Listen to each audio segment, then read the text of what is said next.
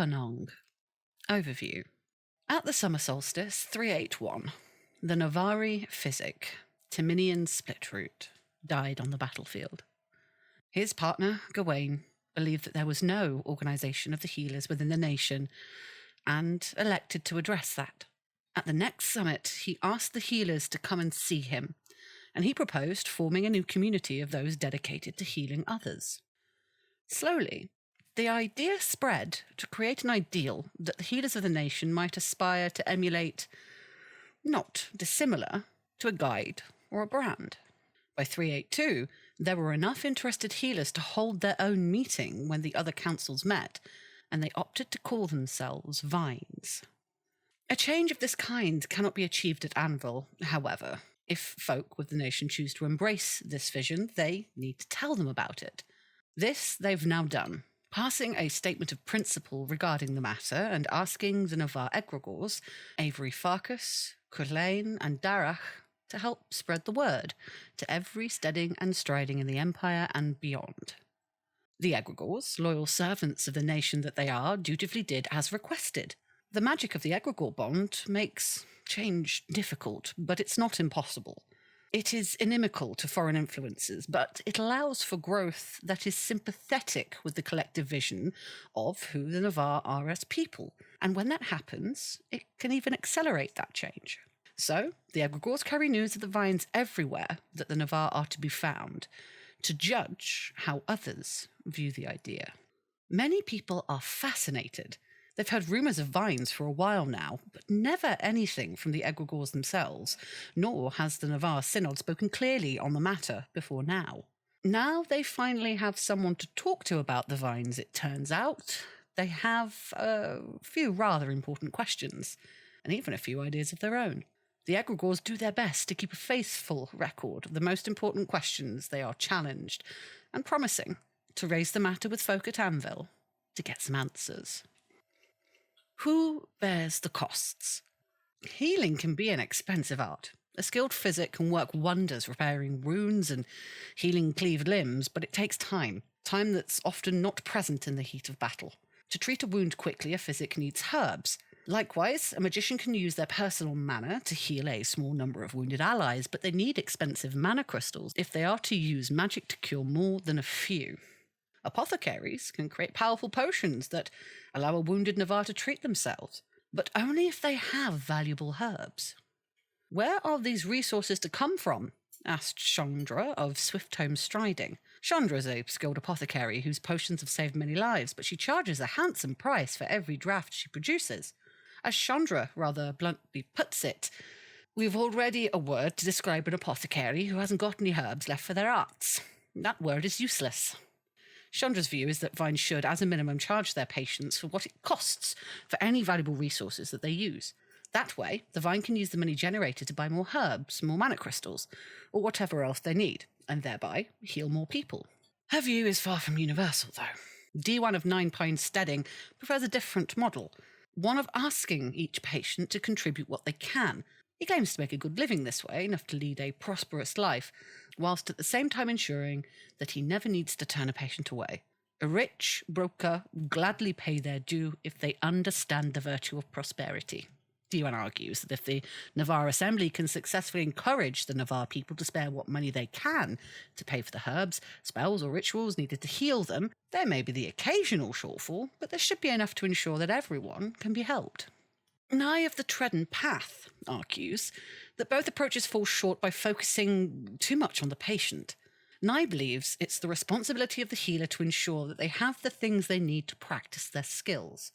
The Vines should serve the nation just as the Thorns do. Do they charge for their service? Or the guides? When asked how the Vines might do this, Nye suggests that they organise to build up their herb gardens and their mana sites, and agitate to get more sinecures and great works built. Vines must not focus on healing alone. They must also act politically to secure the resources that they need. When challenged that this is not the job of the healer, he replies bluntly, "Why not? Healing's the art of treating the wounded body. Surely securing the herbs is just as important as applying them." Predictably, there's little in the way of consensus. However, everyone agrees that if the Vines plan to prosper from the charity of the Navar in some way, Then it'd need the Navarre Assembly to make the expectation clear to everyone that they should support the vines accordingly. If the vines plan only to charge what their arts cost, or if they aim to be as active politically as they are on the battlefield, then that would only require the agreement of the leadership of the vines at Anvil. Who do you heal? Emma Heartshrew, the Draugr healer in lance striding, is less concerned about where the herbs come from and more bothered about who gets healed. When people respond, the Navarre, of course, she gives an exaggerated sigh and rolls her eyes. Obviously, the vine should heal the Navarre, but she insists the problem demands rather more thought than that. The Navarre often fight alongside their allies from other nations. Should they heal a wounded marcher? Should they heal the wounded marcher first? What if their wounds look more pressing than those of the Navarre? What if you come upon the battlefield and find your husband bleeding from a leg wound, while next to him an Assavean lies dying? Who gets treated first? Emma offers a question she claims to put to all the students that she teaches. You have 3 patients, each with a serious traumatic wound. The Navarre Thorn has a broken leg. If it's not healed first, she'll lose it and never walk again. The Marchio folk has a punctured lung and is drowning in his own blood. If you don't aspirate him first, he'll be dead as a husk within minutes. The last patient is a Grendel paymaster with a gaping head wound. If he isn't healed first, he'll pass into a coma and never recover. Then his Moradun will attack the striding in the morning and try to kill everyone. You have 30 seconds to choose. Otherwise, they all die. Emma. Emma has her own views, of course, but she's not interested in putting those forward. Instead, she wants to hear what those who want her to join the vines say. She claims she can teach an apprentice how to heal in a matter of months, but reckons it takes far longer to learn who to heal. She believes the vines can best serve the nation by providing a clean vision for how healers should employ their arts, who they should heal. Emma's not the only one with questions like this. Mayor of the Leaping Salmon Steading wants to know if the vine should heal foreigners at all. What about barbarians? If their goal is to heal the world of its maladies, doesn't the world include the wounded on all sides? Mayor's question is quite controversial. Is she really suggesting that the vine should heal the enemy? But she refuses to be browbeaten, however, asking, is a Druge slave my enemy? What about a Grendel merchant? A Jotun child? Are they my enemy? I've never been attacked by a patient in my care. Have you? Mare's suggestion that she might treat a wounded Jotun produces considerable anger, but she claims that the Jotun only murdered Navarre because the Navarre murdered the Jotun. If the vines really want to treat the maladies of the world, they need to treat the causes of violence. Treating the wounded, no matter who they are, is one way to do that.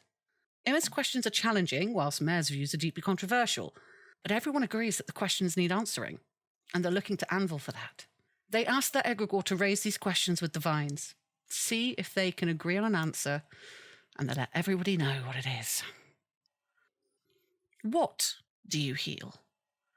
The specific wording of the statement of principle arouses a lot of interest. Innes Splinterspear doesn't say that the vine should heal people, rather he urges them to heal the maladies of the world. It's quite an ambition, and it is that more than anything else that intrigues people. The idea of pairing up another healer to treat people on the battlefield so that one of you can watch for enemies might be useful to the heroes of Anvil, but it's less relevant to a physic treating the sick in a surgery in Miaran. More broadly, many of our healers don't feel they need a special name for themselves when healer does perfectly well. As Keisha of Longstride points out, being a guide is much more than just being a priest. Being a Vate is much more than just casting spells and rituals. If the vines are to mean something to folks beyond Anvil, the name must evoke ideals and principles more profound and all-encompassing than simply being a healer. A few people claim that the vines are healers who are devoted to treating those who've been wounded fighting the Valorn, but that's met with some skepticism. The entire purpose of the Navarre nation is to oppose the Valorn. How has a Navarre healer who pledges themselves to treat the wounds caused by the Valorn gained any greater purpose? And besides, what should they do if they discover someone who was wounded by barbarians or just fell sick? Should they not treat that person to the best of their ability because the wound wasn't caused by the Valorn? But the idea that the vines might try to heal the maladies of the world presents such an astonishing vision that a lot of people find it genuinely atrophying. As Keisha says, we don't treat the wound, we treat the patient. What if the empire is our patient and its maladies are wounds that we must close? She says the vine should not seek to focus on the Valorn, but to draw inspiration from it. The Valorn is an illness to be cured, an infection to be treated, a lesion to be sewn shut. But the Valorn is not the only wound that exists. War leaves deep scars and powerful curses that can ravage the land, destroying homes, poisoning waters, and ruining lives. We should seek to draw the poison from these wounds so the world can heal. This vision of the vines presents a philosophical approach to life, one in which a vine is someone who dedicates themselves to solving the problems of the world. That could be trying to secure a lasting peace between the Thule and the Empire, trying to convince the Iron Confederacy to abandon slavery, or seeking a way to quiet the anger of the Black Plateau. If the vines embraced a vision like this, then when someone claimed to be a vine, it would say something much more profound than, "I'm a healer." It's an appealing idea to many idealistic Navarre, but it's not without critics. Ginny Apgar, who runs a whey house in Southmore in the Barrens, believes the Assembly has the whole thing on its head. A physic don't heal nobody. The body heals itself. Our job is to make the body strong enough for that to happen. If they're wounded, the best way to do that is with needle and thread, but I don't stop caring for my patient when the wound's closed. If the vine stood for finding ways to make everyone stronger, then that's something folks like me could embrace. The vision of a vine is someone who dedicates themselves to making folks stronger. That could be making sure the striding has enough food to reach their destination. It could mean finding more herbs for healers, resources for the artisans. It might mean strengthening the nation, perhaps by helping the Navarre get another army, or maybe the Empire by trying to help them conquer another territory. Point is that when vines were not healing people, they'd be looking for ways to make those they were loyal to stronger so they can overcome the maladies of the world. People can't agree on which of these two visions is the right one, or indeed if these are the only two options. There's plenty of others. But they all agree it can't be both. As Ginny says, you can't bake a good cake using every spice in the pantry. What you leave out is as important as what you put in.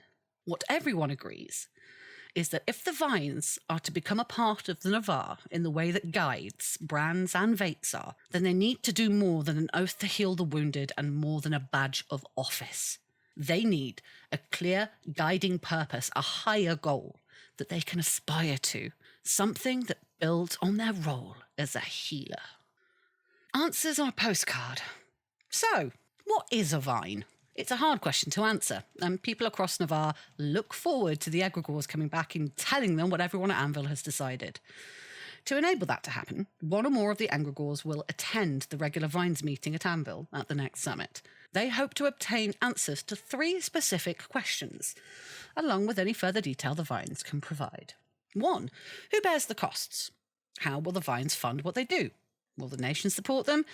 Or should they dedicate themselves to ensuring the nation has the resources it needs to heal the wounded? Who do you heal? Sometimes the healer doesn't have time to save everyone. How do you make those hard choices? What about foreigners? What about barbarians? Just who exactly are the Vines trying to save? And finally, what do you heal?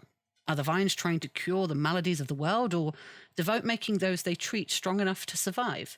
What's the overarching philosophy of the Vines? The egregores will ask the Vines to answer these questions as best they can, and if discussing these issues leads to other important questions, they'll record that also. The egregores plan to try and ensure that every Vine present has a chance to speak, and once a decision is arrived at, they will ask for a vote of the Vines present to confirm it. If those answers are just about how the Vines see themselves, then a collective agreement is all that's needed. If the answers have implications for how the rest of the Navarre treat the Vines, then those changes will only happen if the Navarre Assembly supports a suitably worded statement of principle with a greater majority, laying out clearly how members of the nation should act. In the green light, conjunction. There's a conjunction to the depths of Broceliande at 8:45 on Saturday evening. A group of injured marchers have apparently become trapped by something very different to the Valorn. The Navarre egregore, Avery, will work with the Vines to find volunteers to come to their aid. This past season saw an unprecedented number of champions from almost all the Imperial nations push into the depths of Brokeliand.